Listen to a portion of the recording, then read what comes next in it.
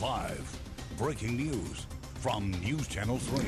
Good afternoon, everybody, and welcome to this News Channel 3 special report. I'm C.J. Ward. A news conference is about to get underway with the National Transportation Safety Board and the Coast Guard.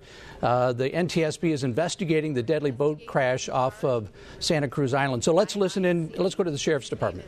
Adam Tucker. To my left is Captain Neubauer from the U.S. Coast Guard, and we are working closely with the U.S. Coast Guard on this investigation and other parties as well. Today I wanted to bring you up to speed on what we've accomplished since our press briefing yesterday. After the press briefing, we had our organizational meeting. What occurs at the organizational meeting typically, and did last night, is we designate parties to the investigation and we form our investigative groups. Parties to the investigation are participants in the investigation that can provide factual information to us. They are not part of the analysis. They are not part of developing findings or the recommendations. They are the technical experts that can provide us with the facts. So the parties to the investigation are the U.S. Coast Guard, the Santa Barbara County Sheriff's Office, the Santa Barbara Fire Department, and Truth Aquatics. We also formed our investigative groups. Investigative groups are smaller groups that will drill down into various aspects or specific aspects of the investigation. We have 4 investigative groups that we have formed. Those are operations, engineering, survival factors, and fire safety. Today is our first full day on scene, and it was an extremely productive day. Our investigators began interviews, and in fact, those interviews are ongoing as we have this press conference.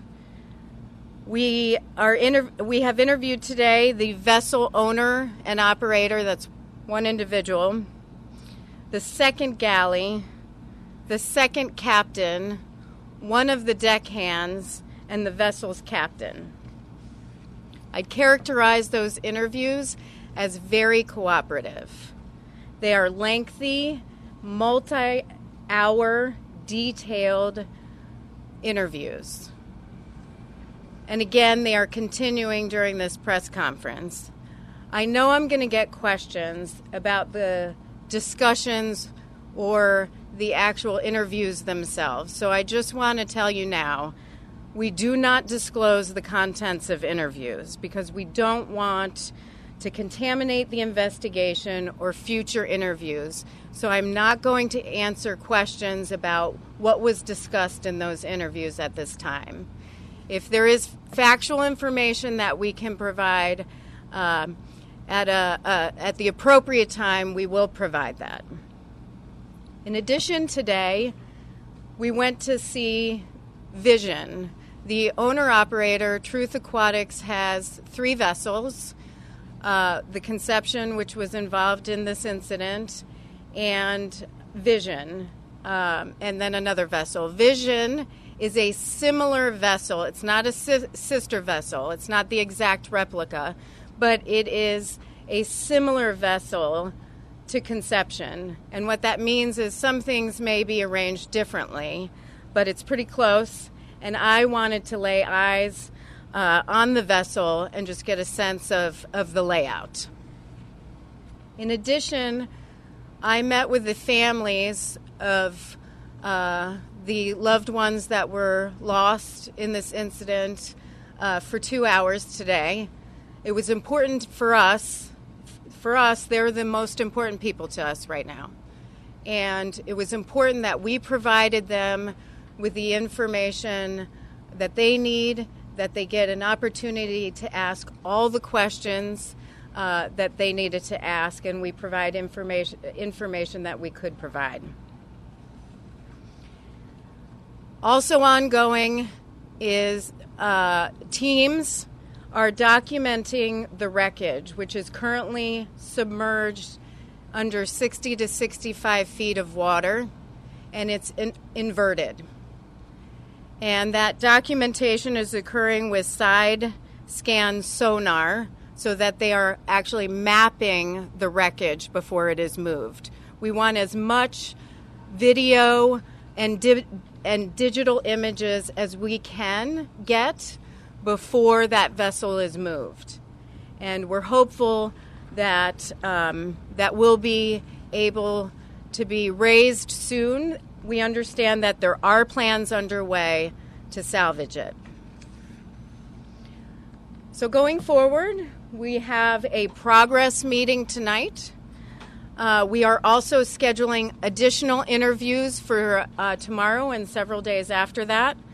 Those include the first galley, the owners of the Good Samaritan vessels that were on scene, Coast Guard inspectors, first responders, other company employees, past employees, and will likely reach out to people who have contacted us on witness@ntsb.gov. In addition, we've requested a number of documents, materials, and data. We've asked for Coast Guard recordings during search and rescue. We've asked for 911 dispatch records, and this is not an exhaustive list. These are examples. Maintenance records, training records, licensing information, operations manuals if they exist, policies and procedures, information on fire protection systems, engineering systems, an inspection history of the vessel and the owner-operator, toxicology information, and drawings of the vessel. This is going to be a very lengthy, detailed, and comprehensive investigation. So I just want to remind folks that we will have a preliminary report out in 10 days, but that will include factual information. It will not include a probable cause or findings. That will come in about 12 to 18 months. In that time, if we have safety concerns, we will, and have many times in the past, issued urgent safety recommendations before a final report is issued. We do expect to have another press briefing tomorrow. Please follow us on Twitter at @NTSB_newsroom. In addition, I just want to send a message to the public that the public has been fantastic in sending in information, photos, videos, information that can be very helpful in this investigation. And if I would once again encourage people to continue to do that and send that information in, excuse me, at witness@ntsb.gov. So with that, I'm going to take some questions, but here's the process. Raise your hand. You obviously are familiar. Raise your hand, state your name, and provide your affiliation. And I want to give people an opportunity to ask questions tonight. So I'm going to ask you to limit your question to one question, and I will do more if there aren't other questions being asked. So, sir. I wanted to ask you about the idea of sprinkler systems. Some boats or ships have sprinkler systems. Are they required at all for any vessels that you're aware of? Well, that's something, the question was, are there sprinkler systems on these vessels? Some vessels require it. And were they required for this type of vessel?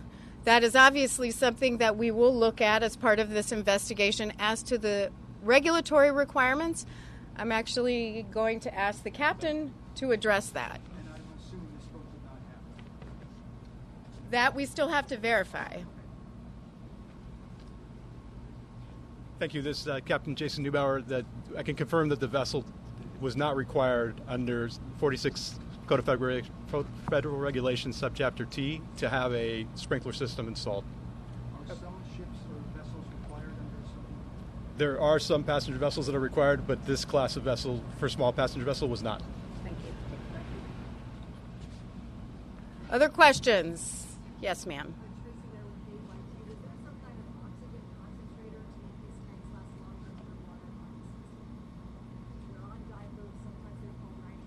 Oh, nitrox. Yeah, they were nitrox. The question is the question was on the dive equipment, and that is information we're still looking to receive. That'll be part of what we're looking at, sir. Nick Watt, CNN. Yesterday there was some confusion as to when the last Coast Guard inspection had been carried out. Was it August 2019 or August 2018? Okay, the captain when was the vessel last inspected? The captain just said he's still looking to confirm the date on that, but we'll provide that information. Ma'am. Any more recovery today? Your affiliate name is? Sorry, Amy Johnson with CBS, 809. That is actually something I'm going to defer to local authorities. That's not something the Ntsb does, but I believe at some point they intend to do a press briefing, and so that's something that I'll allow them to do. Yes, sir. Mitchell White, Santa Barbara News Press. Now you can't disclose the interview discussions, but what message had you shared with the families of the loved ones you met with? The question is, what message did I share with the families of the loved ones? I mean, I think the biggest thing I wanted to get across was how sorry we are for their loss. And as I mentioned, I can't imagine what those families are going through right now. It is heartbreaking. This was a horrific tragedy. And it is clear that they are devastated, and our hearts go out to them. So I just really wanted to make sure that we communicated to them, because those families are why we are here. That's why we do the job we do. And it was important to me that their questions were answered, that they received the information before we provided any further information to others. And our process with our family assistance team, who's outstanding. We have 3 staff from the family assistance team here. They provide the resources and the information that those families need, and they will continue to have communications with those families throughout the process, all the way through when we issue our final report and have our board meeting. Sir. From NBC4 in Los Angeles. From the data you now have, is it apparent how recently the conception underwent maintenance, especially for engine or fuel systems? The question is how recently the conception underwent maintenance, and that is actually documentation we have requested. We have not received that yet, but it is something that we have requested along with other documents. Yes.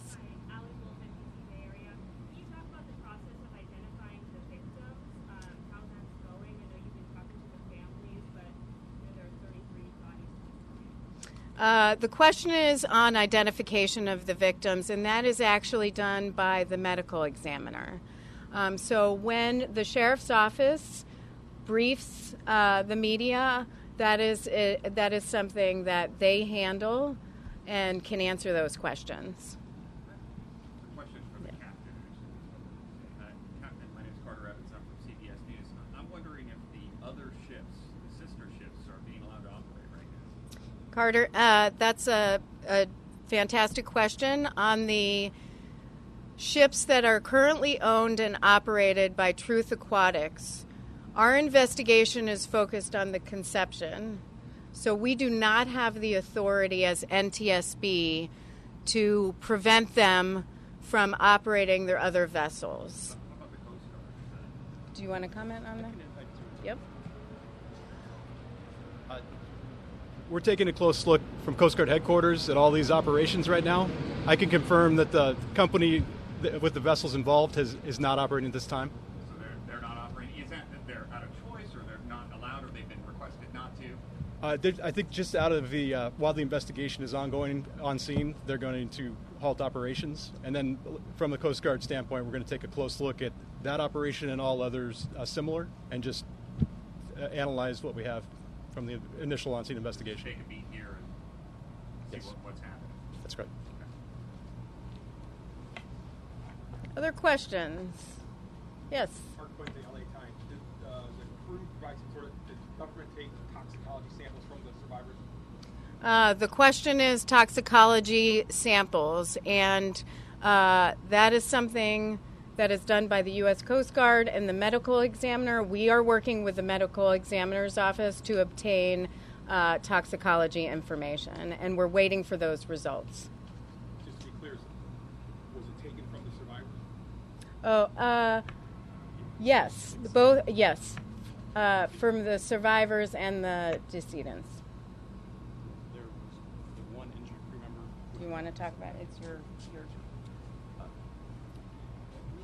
The alcohol testing was conducted on 4 of the 5 crew members. One injured crew member was unable to be alcohol tested, and drug testing was conducted on all 5 surviving crew members.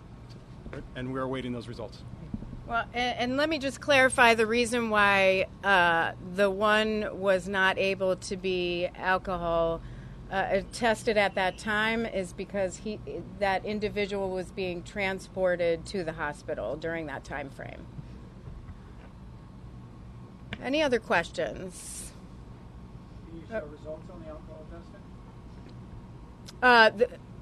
testing? They were negative. Yes.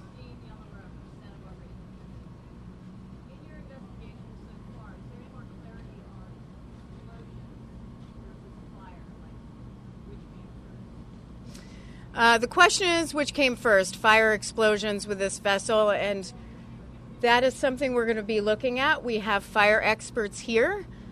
We have designated fire safety as one of our investigative groups, so that's something we are really going to take a look at, but we don't have information on that at this time. We will at some point, though. Last question.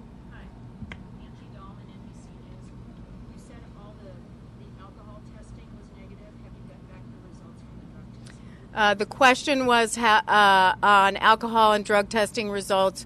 The alcohol results were all negative, the ones that were conducted, and the drug testing results are still in process.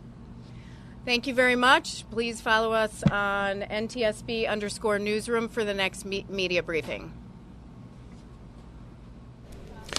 Okay, so you've been listening to the Ntsb briefing of the boat fire off of Santa Cruz Island that happened early on Labor Day morning. And just to kind of recap what they talked about, they're telling us that they did interview the crew today. They said the crew at this point have been extremely cooperative. They say that this is going to be a very long, detailed investigation. They will not disclose any contents of what was discussed in those interviews with the crew. At this point, they do not want to compromise the information they have and their investigation. Ntsb officials also went on board the Vision, which is a vessel. They said it's not really a sister ship, but it's very similar to the Conception. It's going to give them an idea of the layout of that, of Conception, and what the crew had to deal with. Also, they met with members. Ntsb met with the victims' families for about 2 hours today. Jennifer Hamidi talked about how she met with them and how important that was. They said the families right now are the focus and the most important thing to them. Also, Cruz, the teams are documenting the wreckage right now underwater. They're using sonar, other methods as well. They say the ship is inverted. It means it's upside down in about 60 to 65 feet of water, and they're just hoping that the ship, the wreckage, can be salvaged soon, although they did not give a time frame. They're also investigating past employees. They're asking for Coast Guard recordings, 911 recordings, training records, operation manuals, fire protection systems. They're trying to cover everything. They say this is going to be a lengthy investigation. Preliminary report will be out in 10 days. She really wanted to stress there will be no findings of, we're just going to lay out the facts, no findings. They say a comprehensive final report should be out out in 12 to 18 months. They also talked about sprinklers not being required on the ship of this size, and they're also trying to find out the last time the ship was inspected. So, and then one final point, she talked about it there at the very end, talked about how they did drug testing, alcohol and drug testing on the crew. Alcohol turned out to be negative. They're waiting on the results for drug testing. So we did get a lot of information out of this press briefing. They say they're going to have another one tomorrow as well. Of course, we are covering this. You can find the latest information on our website at KEYT.com. We're posting everything as we get it into our newsroom. And, of course, we're going to have full reports from all the reporters who are out there at that press conference and out at other sites as well today. So join us at 5 o'clock on News Channel 3. Of course, we will have everything for you then. Thank you for watching. You're watching News Channel 3.